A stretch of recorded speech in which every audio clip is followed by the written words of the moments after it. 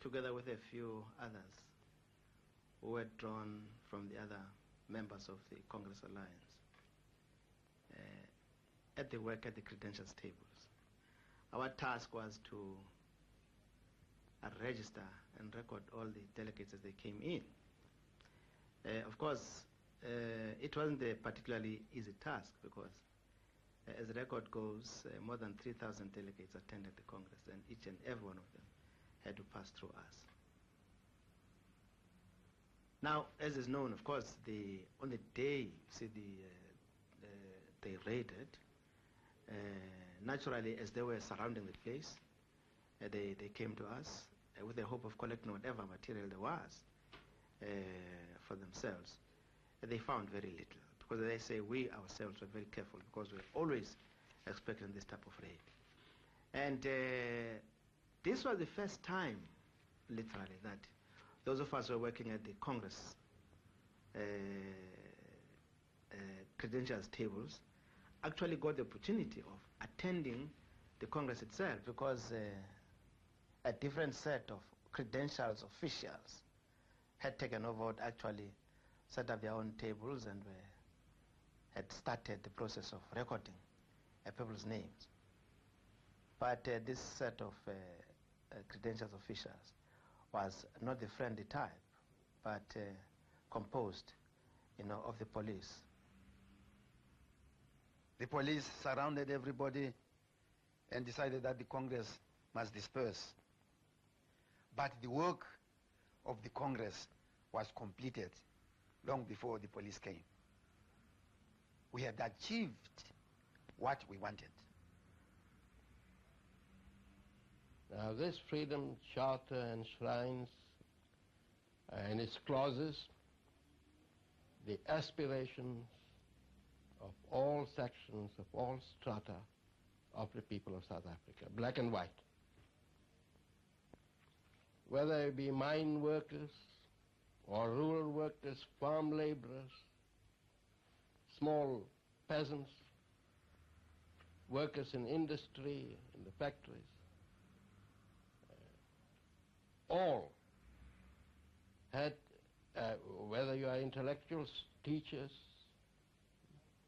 professional men, small businessmen, and even some bigger commercial men among the black people, that the clauses of the Freedom Charter enshrine in it their aspirations for a free, democratic South Africa, which will bring to an end, absolute end, racialism and racial oppression. That is what the Freedom Charter stands for.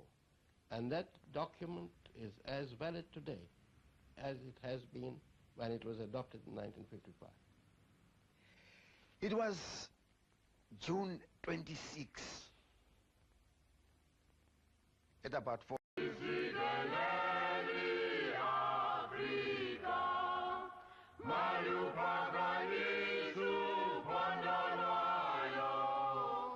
We, the people of South Africa, declare for all our country and the world to know that South Africa belongs to all who live in it, black and white, and that no government can justly claim authority unless it is based on the will of all the people.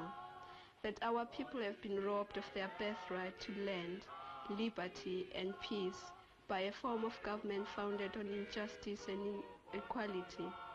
That our country will never be prosperous or free until all our people live in a brotherhood, enjoying equal rights and equal opportunities. That only a democratic state, based on the will of all the people, can secure to all their birthrights without distinction of color, race, sex, or beliefs. And therefore, we, the people of South Africa, black and white together, equals countrymen and brothers, adopt this Freedom Charter, and we pledge ourselves to strive together, sparing neither strength nor courage, until the democratic changes set out here have been won.